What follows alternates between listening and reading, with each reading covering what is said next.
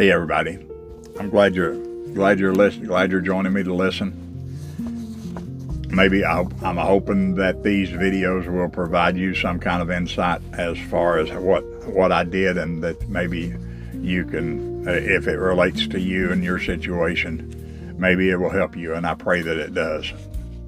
When I went and picked my wife up at where she works at, I almost got down on my knees and begged her not to leave me, because I knew that she knew I was in a bad shape, and I was just, with the miracle of my mother and my sister coming and intervening where I worked at, they interrupted my plans, which was completely the Lord's doing, and it was a miracle within itself. And I knew that the Lord was going to be with me from that point going forward. I knew in the back of my head, I wasn't sure, and I was still nervous at the same time. But I knew the Lord was there, and the Lord was moving. That's why I was so readily to go to the hospital and to get what I needed. But this time when I went to the hospital, I knew what I was going after. So my wife and I, we drove up to Johnson City.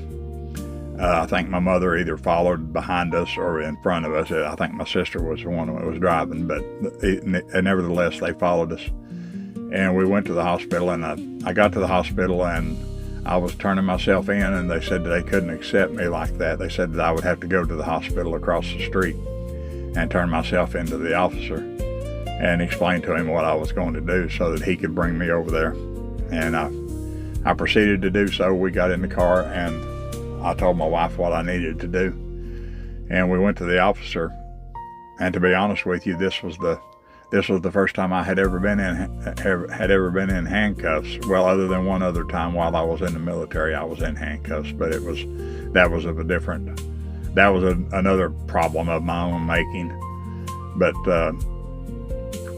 I walked up to the officer, and I told him what I had planned on doing, and he told me, he turned me around and put his handcuffs on me, and he said he would escort me over to the hospital. So he went and put me in his car, and he drove me over to the hospital, and he walked in, and I walked in. When I walked through the doors, I felt like such a relief had been lifted off of me at that time. I was just thinking, and I said earlier, I knew what I was going after this time when I went to the hospital.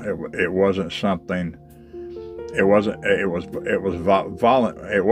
that was exactly volunteering. It was something that I had already, in my mind, I had already turned my life and my heart back over to Jesus.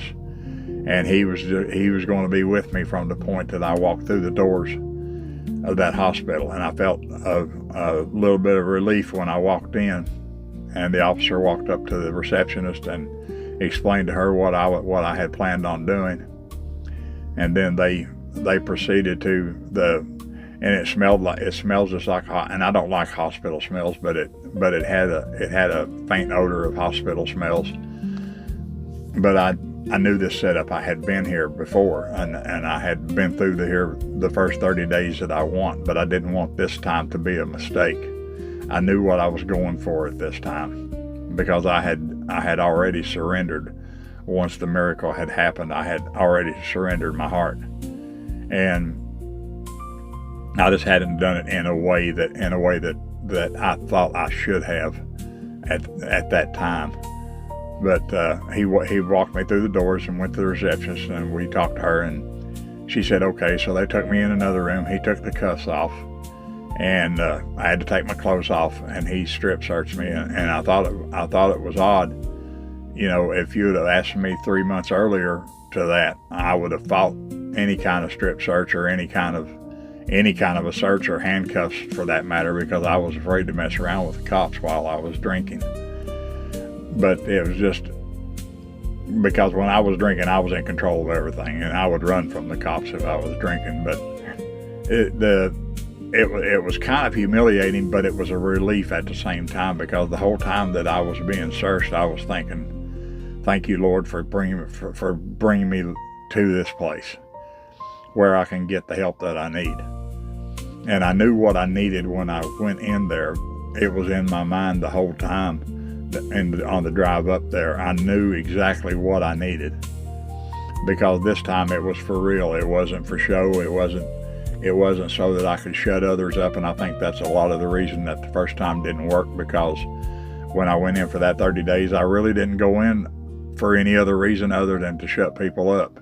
And I actually helped them, but we've seen how well that worked out, because I went into the hospital thinking at that time, woohoo, I'm here and I'm going to go through the program and I'm going to do this and I'm going to do that.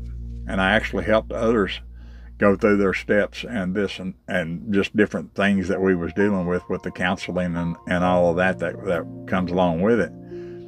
But I was helping them. And it didn't take me 6 or 7 days after I got out of the hospital, and I was right back to drinking and drugging.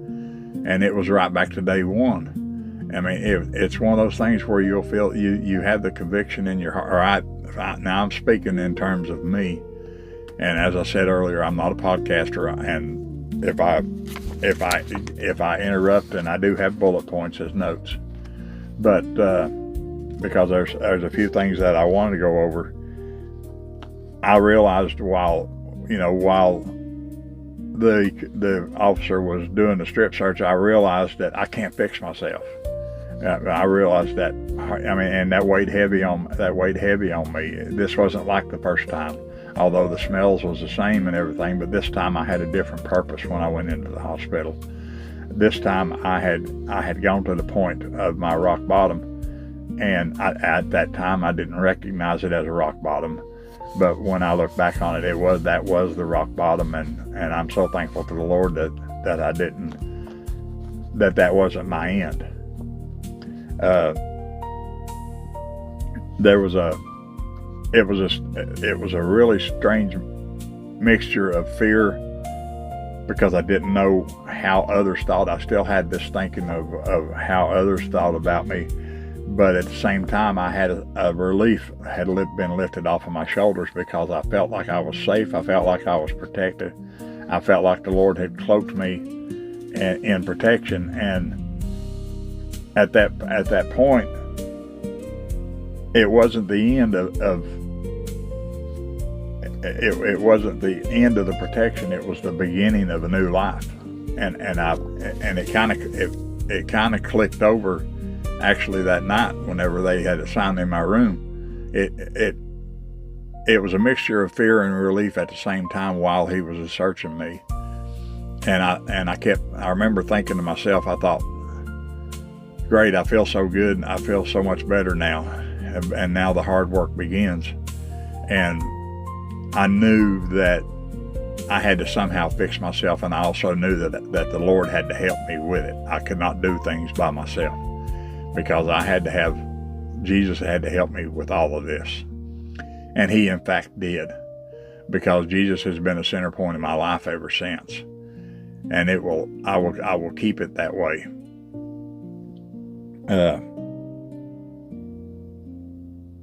I didn't know how he was going to fix me, but I knew that he was going to fix me. I had no schedule in my mind of I was going to do this, and this. I had a feeling of just let the chips fall where they may, and do as you're told, and go through and work the steps. I knew the process of going through the hospital as far as how they was going to fix me or attempt to fix me. But at the same time, I still had reservations in my head that, okay, is this really going to work this time? And so it was a mixture of both feelings, and I just surrendered myself completely to him. That later on, whenever they had given me a room, but it was just a big relief for me to be in the hospital and be in a protected environment, because I felt this feeling of safeness, and I felt this feeling of the Lord's arms around me. And I thought, okay, everything is going to be all right. And later, I had put my clothes back on, and I turned around and I looked at the officer, and I actually shook his hand and I said, "Thank you." And he looked at me kind of strange, not really side-eyed. He just looked at me. He said, "You're quite welcome." And then at that point, he turned around and left. He said, "Good luck." He wished me good luck. And then he turned around and left. And the lady took me up to the receptionist desk. They gave me clothing to put on. And she proceeded to tell me that since I was in the situation that I was in, that they was going to have to hold me for, it was either 48 hours or 72 hours. I'm not sure which. I can't really remember how many hours she told me. But I'll pick that up in the next video. But I appreciate you for listening to this video, and I hope you get something from it that can help you. All I can do, I can't do anything for you. That's something that you have to come to the realization that you need help. And most of you that are alcoholics, if you're an alcoholic, you know probably whether you need help or you don't need help. But I will tell you, if you are an alcoholic, you will have to turn to Jesus Christ to help you, or you will need a higher power to help you, because you can't do this on your own.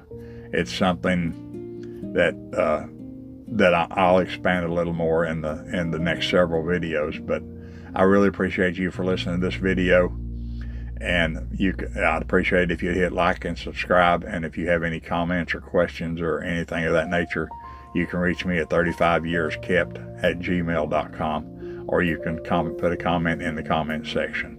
Thank you for listening, and God bless you.